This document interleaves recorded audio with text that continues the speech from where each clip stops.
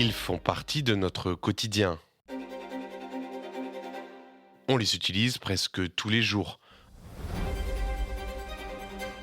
Indispensables pour faire les courses ou conserver ses aliments, les sacs et emballages sont partout. Un produit mondialisé dont une partie de la production se passe ici, à Marseille, dans les ateliers de l'entreprise Millet Avon, qui produit chaque année jusqu'à 50 millions de ces sacs et emballages. Une saga qui dure depuis près de 150 ans.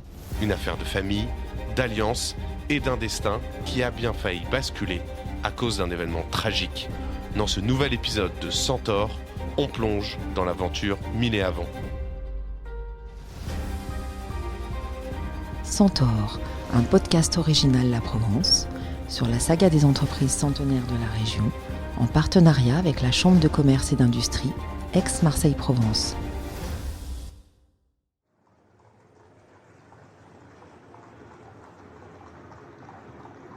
« 1876, c'est la Troisième République, l'époque de Napoléon III et du boom industriel.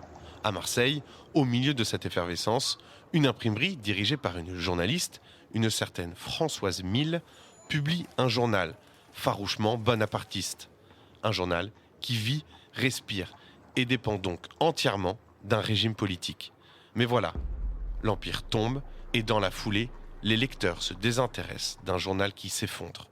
Et c'est précisément là, sur les cendres d'un journal, que commence la saga Millet Avon, comme nous l'explique Olivier Mille, l'actuel directeur commercial et marketing de l'entreprise. Mon arrière-arrière-grand-mère décide d'utiliser les rebuts d'impression à destination donc, des commerces de fruits et légumes.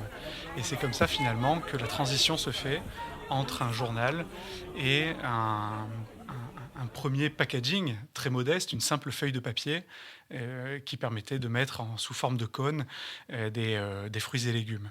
De là va naître une tradition de mise sous emballage qui perdure jusqu'à aujourd'hui à Marseille. Une tradition qui descend directement de Françoise Mille, une arrière-arrière-grand-mère déjà visionnaire. Si vous avez la chance d'aller à l'Estac et que vous achetez des panisses, vous voyez la façon dont les personnes mettent les panisses dans une feuille de papier en forme de cône et ils forment le cône autour de leurs mains. Et je pense que ce geste ancestral, justement, date de l'époque de mon arrière-arrière-grand-mère où on part d'une feuille de papier, on fait un cône autour de la main et ça crée un contenant pour mettre des fruits et légumes. Le papier devient contenant, le contenant devient produit. Et très vite, il faut s'organiser. D'autant que la nouvelle activité est prometteuse, Marseille et son commerce foisonnant offrent un terrain de jeu immense pour les Mille, première génération. Mais très vite, une première révolution va chambouler la vie de l'entreprise et une nouvelle alliance va sceller son nom pour toujours. Au tournant du XXe siècle, deux familles vont unir leurs forces et leur savoir-faire pour développer les affaires. Mon arrière-arrière-grand-mère a eu donc 2 enfants, un garçon et une fille, et son fils, du coup, s'est associé avec son copain Auguste Avon, et Antoine Mille et Auguste Avon ont créé du coup l'entreprise Millet Avon à la 2e génération. Et ce nom de Millet Avon, patronyme, est d'autant plus fort que chacun des garçons ayant une sœur, chacun s'est marié avec la sœur de l'autre. Donc là, on arrive à une entreprise familiale à plusieurs niveaux, donc au niveau bien sûr professionnel, mais également dans la vie de tous les jours. Une structure familiale unique, soudée, se construit alors pour développer l'entreprise Millet Avon. Nous sommes au temps de la 2e génération et l'heure est à la consolidation du savoir-faire. Tout se fait alors autour du papier, seul matériau utilisé pour la fabrication de ces contenants. Pas de machines sophistiquées, pas de production de masse. L'échelle de fabrication reste locale, à destination principalement des ventes en vrac dans les magasins de proximité. Mais alors que l'entreprise Millet Avon poursuit sa route, une décision stratégique va venir bouleverser la vie de l'entreprise. Lorsqu'on est au début du XXe siècle, la France et l'Algérie ne font qu'un.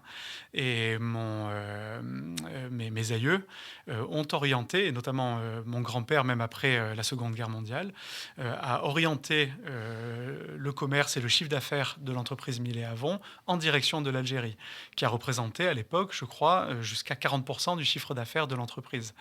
Donc, entreprise basée à Marseille, donc qui regarde vers les pays de Méditerranée.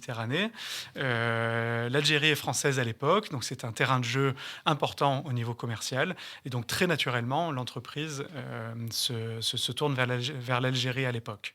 Cet essor croissant ancre définitivement Millet Avon dans le tissu économique local. Et l'entreprise devient leader dans la région dans les métiers de l'emballage à destination des commerces. Mais rapidement, seule la famille Mille va subsister dans l'entreprise. Car après la deuxième génération, celle des deux couples Millet et Avon, ne naît qu'un seul enfant, Francis Mille. Du côté Avon, pas d'enfant, donc pas d'héritier dans l'entreprise. Malgré cela, la société conserve les deux patronymes et continue son aventure avec donc la troisième génération en manette, celle de Francis Mille. Et un événement va de nouveau rebattre les cartes de l'entreprise. Mon grand-père a été emprisonné pendant plus de 5 ans, donc quasiment l'intégralité de la guerre, dans les camps d'officiers allemands. Et sorti de la Seconde Guerre mondiale, il a 35 ans peut-être, il avait une espèce de rage de vivre et de reprendre les rênes de l'entreprise qui, pendant la Seconde Guerre mondiale, a été clairement mise en sommeil. Dans les années qui suivent la Seconde Guerre mondiale, les 30 Glorieuses et l'avènement de la société de consommation vont faire exploser le business de Millet Avon. Le tout porté par une révolution dans le marché de l'emballage.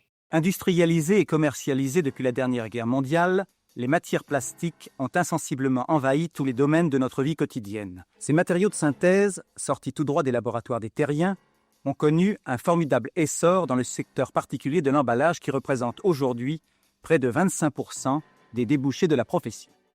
Pas cher, peu encombrant et surtout très résistant, le plastique va accompagner l'essor de la société de consommation.